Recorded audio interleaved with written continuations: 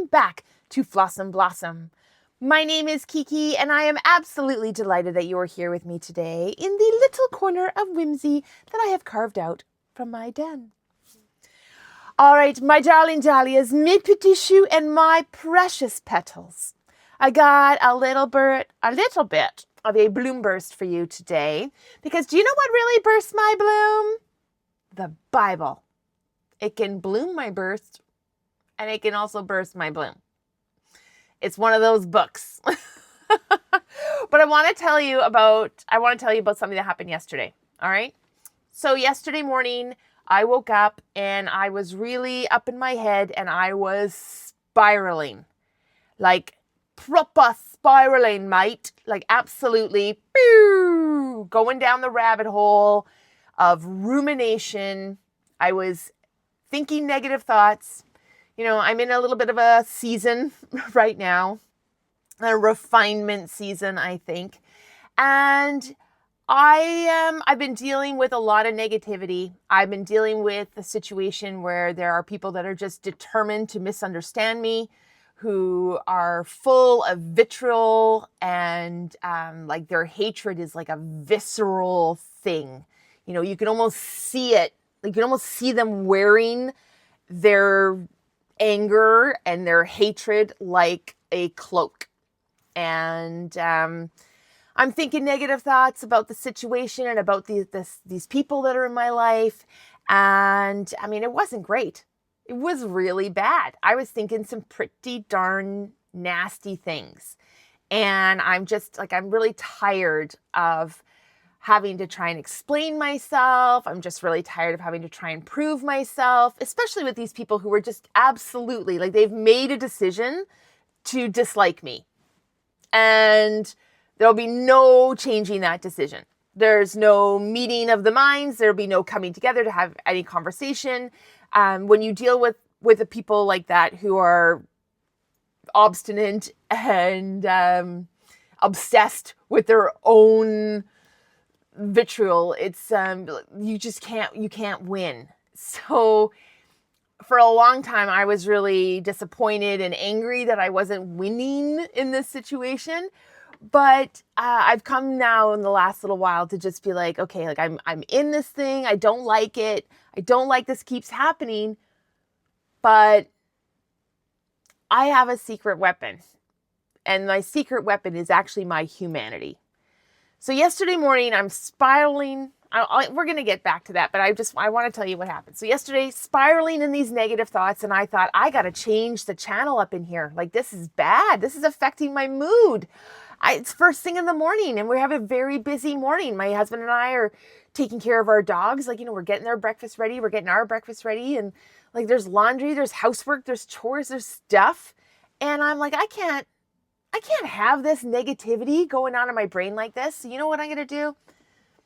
I'm going to read a passage from the Bible, right? I was thinking about that verse, which I will do a whole thing on about capturing your thoughts and making them obedient to God, which is kind of what I was trying here without going to that specific scripture about it. I was like, I just need to get out of here. So why don't I get in my Bible? And for me to get in the Bible, I needed to go into my den, and I wasn't going to do that because the den was blocked with all sorts of stuff. So I'm like, you know what? I need something quick. I'm going to just open up my phone, open up the Bible app on my phone. And I do. And then, of course, I'm confronted by all the chapters of the Bible. And just so we're really clear, okay, like this might look like a small book, but you have got to know that there's like teeny weeny tiny writing in here. And it's like, there's a lot. There's so much in this book. It's a lot. And I am reading 4 of them, you know, concurrently. But when I opened up the Bible app and I saw all the books, like there's so many to choose from. Like, do I Old Testament? Do I go to New Testament? Like, what do I do? I got a little overwhelmed. But then, because I opened up my phone to get to my Bible app, I actually saw a little post by Tanya. So thank you, Tanya, reminding me that it was Palm Sunday. So I thought, all right, Palm Sunday, I'm going to go to the book of Psalms because, you know, P-S, I don't know. I just thought that'd be a good one. And not really familiar with all of the Psalms. And when I opened up in the Bible app, I opened up the book of Psalms, I was dismayed that there was 150 of them. So again, you're giving an ADHD person a lot of choice, and that can be a dangerous and paralyzing thing. So I thought, oh my gosh, how am I going to narrow this down? 150? Oh my gosh. Okay. Here's my idea. I picked up my phone and I just started moving my finger all around my screen in random kind of ways. And I just thought, whatever one I land on, whatever number I land on, that's the psalm I'm going to read. That's the psalm for me. And do you want to know what number I landed on? Like, I immediately laughed out. Well, I didn't laugh out loud. I laughed up in my head. And I giggled.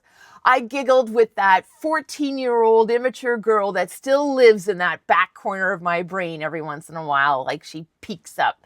And I giggled. That little 14-year-old immature girl who's in the back of my brain, she giggled. Yeah, that's right. I landed on Psalm 69.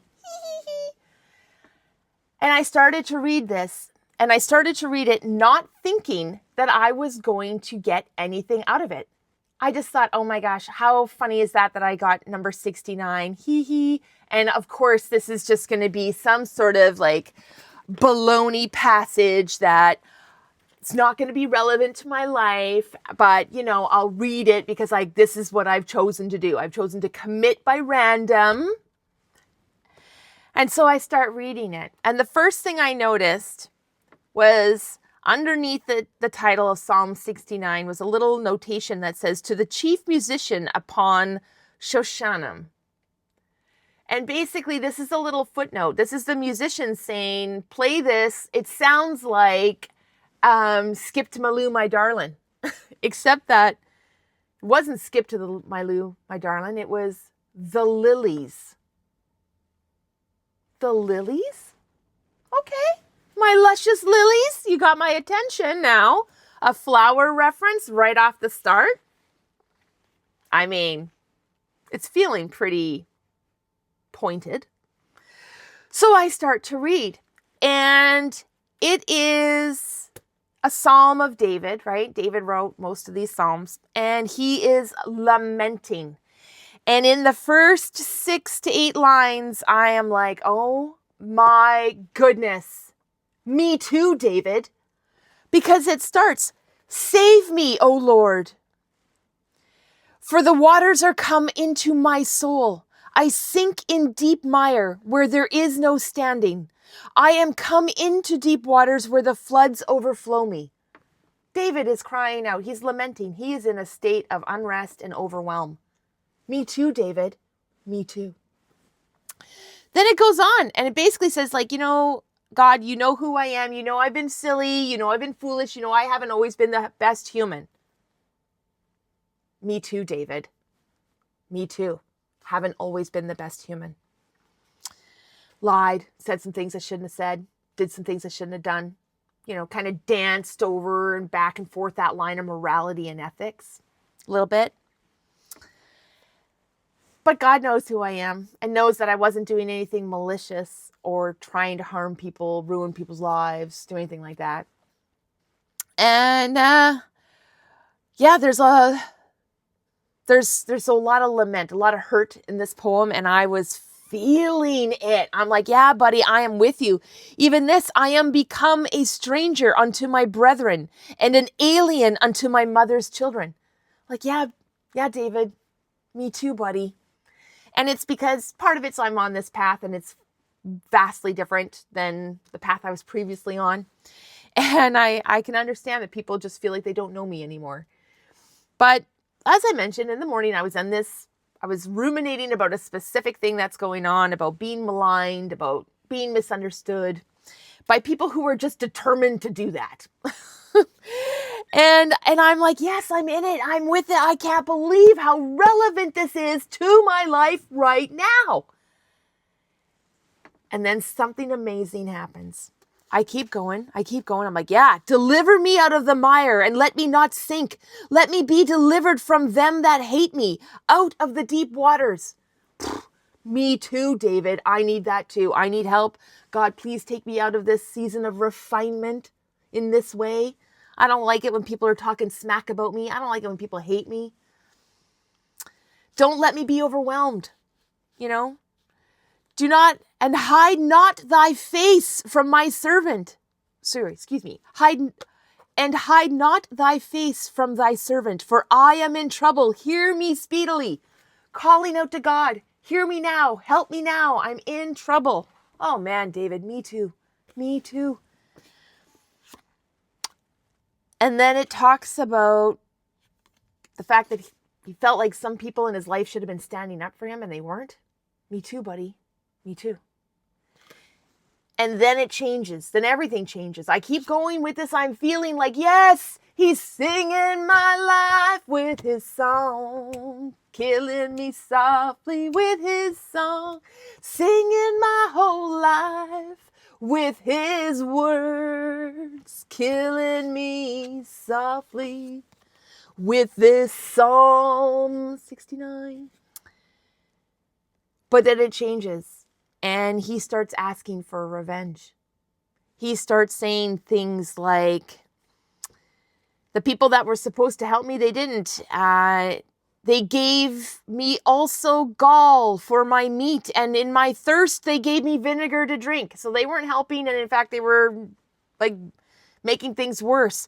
And then he says, let their table become a snare before them. And that which should have been for their welfare, let it become a trap. Let their eyes be darkened that they see not, and make their loins continually shake. Pour out thy indignation upon them, and let thy wrathful anger take hold of them. Uh-oh.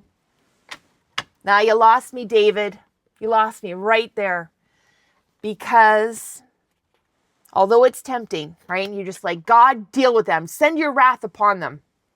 And yeah, you know what? He did half the thing, right? He gave his problems to God. But now it is not about revenge. It's not about, sicking God on these people and deal with them like you dealt with Lot's wife. Like, it's not that. That's the wrong path. Yes, give it to God, then let God deal with it. But guess what? You're a human. You've done some not great stuff. I can recognize I've done some not great stuff. Do I want that kind of wrath pointed on me, or am I hoping for God's grace and mercy? Yeah, it's the second one. I'm hoping for God's grace and mercy. I need to give grace and mercy. Forgive us our trespasses as we forgive those who trespass against us. You got to do that part. You got to give it to God, let God sort it out, and don't have a mind as to what that means, because you don't know what kind of cosmic chess game is really going on here. There's a whole lot of behind the scenes, like this is chess being played in 11 million dimensions. And what if all of what I've been going through, what if the people talking smack about me, the people who are just determined to hate me, who are going out of their way to make things difficult and to cause strife, what if all of that is actually preparing me for the season I am stepping into now? I need to be okay with people not liking me.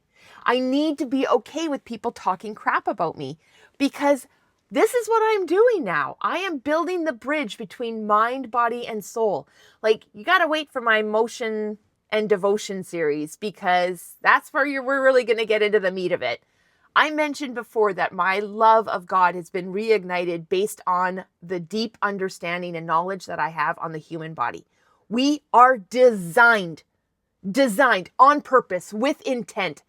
Like, it's crazy. You cannot think that this is random. So anyway, back to the psalm, back to this thing. I realized as I'm reading this that it turned to seeking revenge. And I do not need to wreak my revenge on anyone.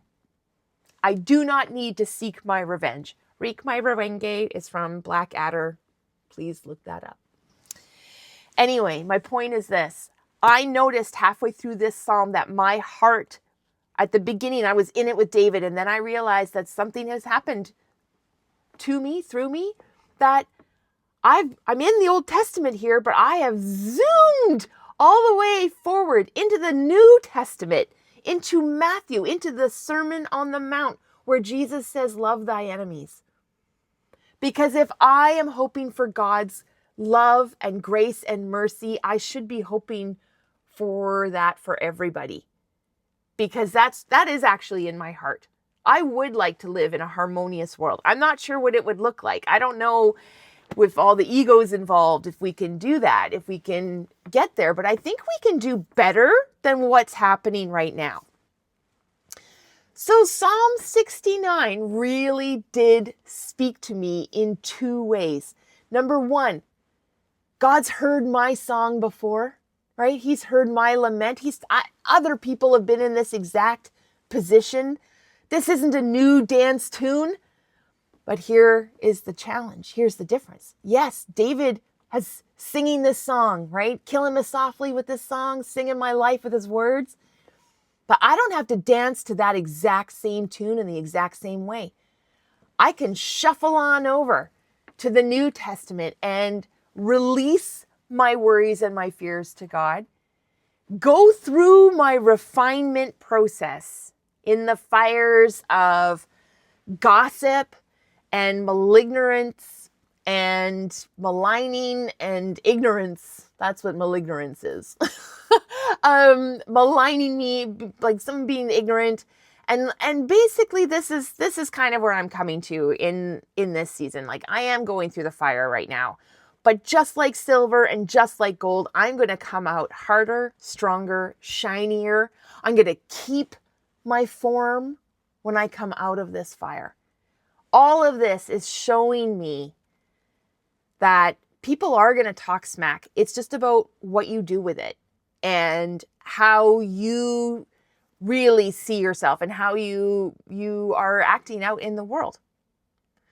So there it is. I went from Blossom to Fl'Awesome by getting in that Bible. I got overwhelmed with all the choice. I did the whole, like, I'm going to randomly move my finger and like wherever it stops, boop, there it is. And guess what? Whoop, there it was. God talking to me, like specifically. Yeah, I'm feeling like it was divine intervention and divine timing because I did need to see that this isn't something new. This is a song that God's heard before, but a new tune gets to be played or a new dance move gets to be pulled out. I don't have to do the same thing. I don't have to fall in with these people that are saying like nasty things about me. I don't have to fall in with that.